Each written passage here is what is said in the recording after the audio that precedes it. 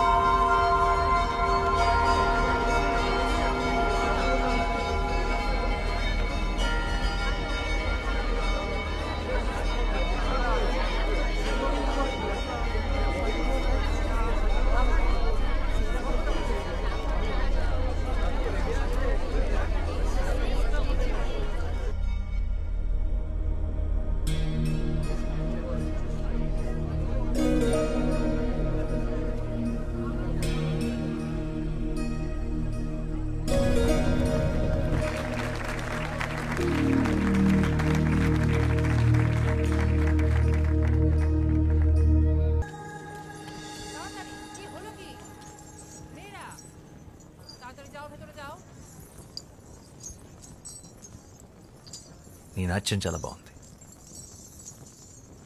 నీతో కొంచెం మాట్లాడాలి. నాతో కాసేపు అలా బయటకు వస్తావా? నీ పేరేంటి?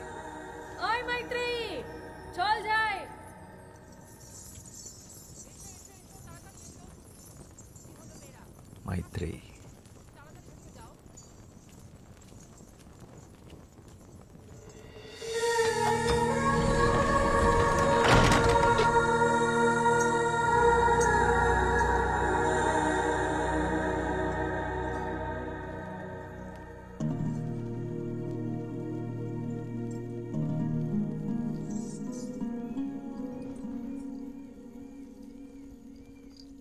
ఏంటి ఇంకా పడుకోలేదా? ఏం ఆలోచిస్తున్నావు? శశి, ఇందాక ఏమైందో తెలుసా? నన్ను ఒకతను తనతో పాటు బయటికి రమ్మని అడిగాడు. బయటకంటే? పూర్తి బయటికి, గుడి బయటికి. నిజంగానా? అవును. మరి వెళ్తున్నావా? ఏంటే వెళ్ళేది? మనం ఎవరో తెలీదా? ఆయన ఎంత ధైర్యం అలా అలా అడుగుతాడు? మనం కూడా మనుషులమే అనుకొని అడుగుంటాడులే పాపం.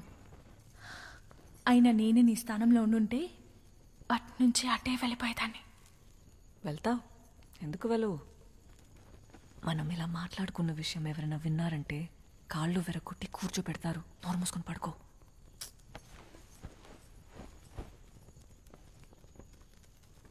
ఆయన అలా అలా వెళ్తాం, ఎవరు ఏంటో తెలియకుండా.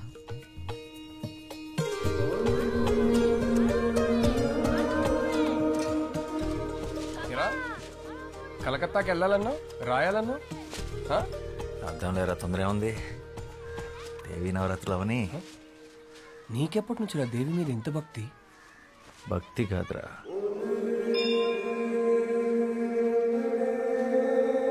ప్రేమ. అలా వినోదిని అనే దేవదాసి తన 100 ఏళ్ల జీవితాన్ని గుడిలో సౌభాగ్యంగా గడిపి చివరికి స్వర్గాన్ని చేరుకుంది. అయితే మీ వినోదిని తన జీవితంలో గుడి దాటి బయటికి ఎప్పుడు వెళ్ళలేదా? లేదు. ఎందుకు? ఒక దేవదాసి దేవుడి సన్నిధి దాటి బయటికి రాకూడదు, అది శాస్త్రం. ప్రపంచం అంతా దేవుడి సన్నిధే కదా, బయటకు వస్తే తప్పేంటి? పాపం వినోదిని మీ దేవుడు సృష్టించిన ఈ అందమైన ప్రపంచాన్ని చూడకుండానే వెళ్ళిపోయింది. 100 ఏళ్ళు దాసిలా కట్టుబాట్లతో బ్రతకడం కన్నా ఒక్కరోజు స్వేచ్ఛగా మనిషిలా బతుకుంటే బాగుండు.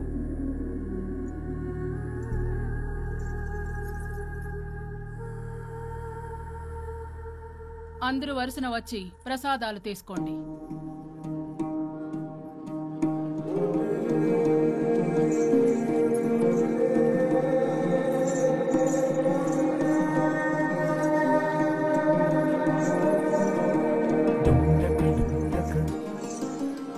రాత్రి 10 గంటలకు దక్షిణ ద్వారం. నీకోసం ఎదురు చూస్తుంటాను.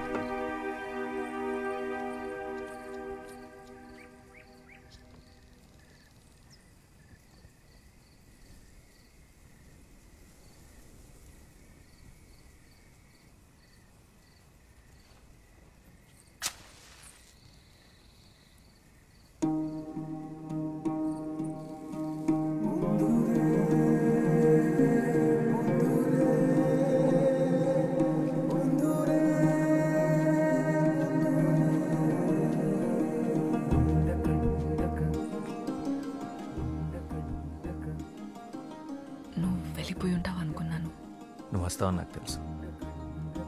నేనేం బయటికి రావాలని రాలేదు. నువ్వు నిజంగా వచ్చావో లేదో చూద్దామని వచ్చాను. సరే.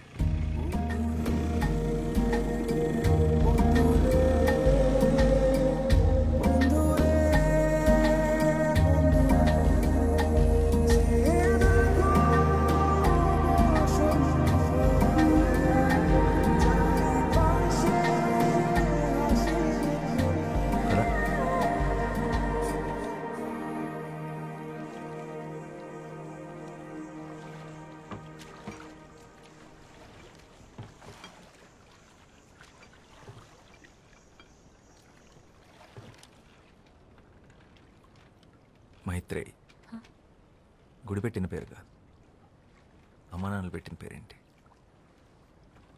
వాళ్ళు ఎప్పుడైనా కలిస్తే అడిగి చెప్తానులే.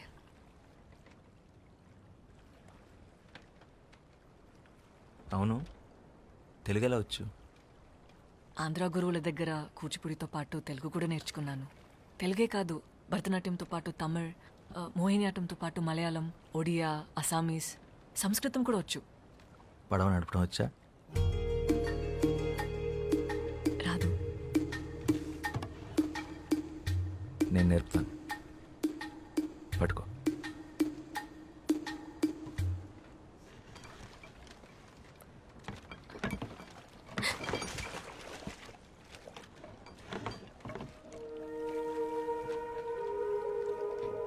ఈ సృష్టిలో ప్రతి పని రెండు విధాలుగా చేయొచ్చు. ఒకటి భయంతో, రెండు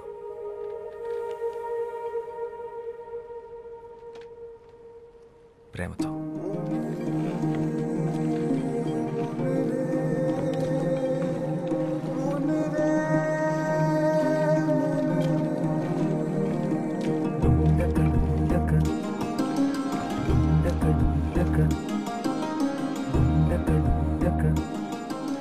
నువ్వు నాట్యం చేస్తావే అలా.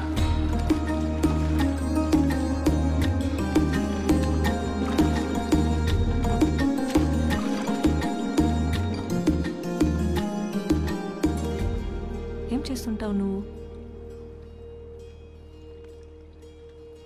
ఐఎమ్ ఎ రైటర్, రచయితను. ఏం రాస్తావు? ప్రపంచానికి చెప్పాల్సింది. మరి ఆ ప్రపంచానికి నా గురించి చెప్పాల్సి వస్తే? పాలబుగ్గలు, పసిడి చాయన పసుపు పూతగా వించిన తను, భయంతో బెదిరే పసిపాప కన్నులు, తెరచాప వంటి కురులు, శరీరం ఒక గుడి శిల్పం, నాట్యంలో నెమలి, కన్న ప్రేమని కూడా ఎరగని కన్యత్వం, బండరాయితో బంధుత్వం, దేవుడనే దురాచారం దేహాన్ని ముళ్ళు చేసిన మనసంతా దైవత్వాన్ని నింపుకున్నా.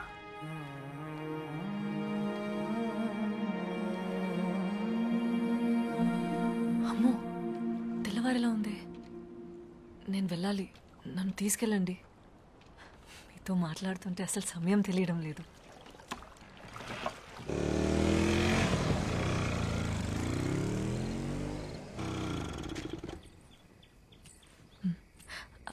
అవును, నీ పేరేంటి? శ్యామ్, శ్యామ్ సింగరాయ్.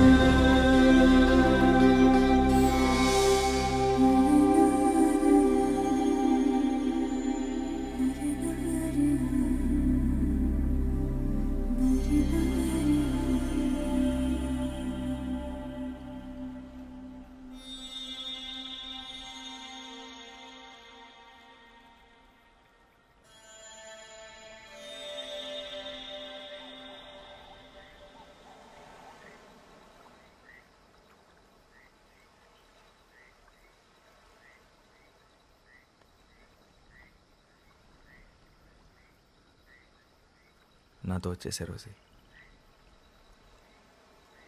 రోజు వస్తూనే ఉన్నాగా.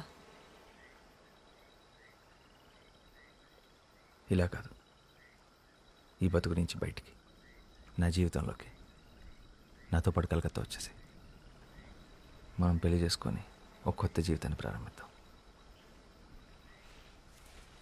శ్యామ్, నేను ఒక దేవదాసిని, ఆ విషయం మర్చిపోకు. ఏ ఆడది ఎవడికి దాసి కాదు. దాస్యాన్ని కోరుకునేవాడు దేవుడే కాదు, దేవుడి ముసుగులో జరుగుతున్న బానిసత్వం ఇది. అదంతా వదిలే. అసలు నువ్వు సంతోషంగా ఉన్నావా? ఇలా బతకడం నీకు ఇష్టమేనా? ఈ నవరాత్రులు తప్పితే నా జీవితంలో చెప్పుకోవడానికి వేరే పండగంటూ లేదు. ఎవరు కోరుకుంటారు ఇలా బ్రతకాలని? ఆగమాలను అనుసరించి కర్మాన్ని సరిపట్టుకోవడం తప్ప. ఆత్మాభిమానం కన్నా ఏ ఆగమం గొప్పది కాదు. తప్పని తెలిసాక దేవుణ్ణైనా ఎదిరించడంలో తప్పే లేదు. పిరికి వాళ్ళే కర్మ సిద్ధాంతం మాట్లాడతారు. ఆయన నీ విలువ నీకు తెలియపోతే ఎలా? రెడిక్యులస్. నా విలువ ఎంతంటే ఏం చెప్పమంటావు? ఒక్క బస్త బియ్యం కోసం కన్న తల్లిదండ్రులే గుడిగాటికి కట్టేసిన ప్రాణం నాది. ఆ గుడిలో ఒక శిల్పం వెలకుడు నేను చేయను. కన్నవాళ్ళు కొన్నవాళ్ళు నిర్ణయించేది కాదు నీ విలువ. నువ్వెంత అనుకుంటే అంత, నిన్ను నువ్వు నమ్మినంత. నేను బయటకు వచ్చి బ్రతకగలనా? గుడి దాటి బయటకు వస్తే ఈ సమాజం నన్ను ఒప్పుకుంటుందా? చెప్పు. ఎంఎస్ సుబ్బలక్ష్మి పేరు విన్నావా? ఒకప్పుడు దేవదాసి, ఇప్పుడు పద్మభూషణ్ అవార్డు గ్రహీత. భరతనాట్యంలో భారతదేశంలోనే అతి గొప్ప డాన్సర్ బాల సరస్వతి. దేవదాసి కుటుంబానికి చెందినదే. ఎముకలతో నిండిన ఈ దేహాన్ని నదిలా కదిలించగల నాట్యకళ నీలో ఉంది. నీకు నేనున్నాను, ఉంటాను. నీకు నచ్చినట్టు నువ్వు బతుకు. ఎవరికి భయపడాల్సిన అవసరం నీకు లేదు. రేపు విజయదశమి, నీకోసం ఎదురు చూస్తుంటాను. ఈ నది దాటితే మన కోసం మరో ప్రపంచం ఎదురు చూస్తుంటుంది.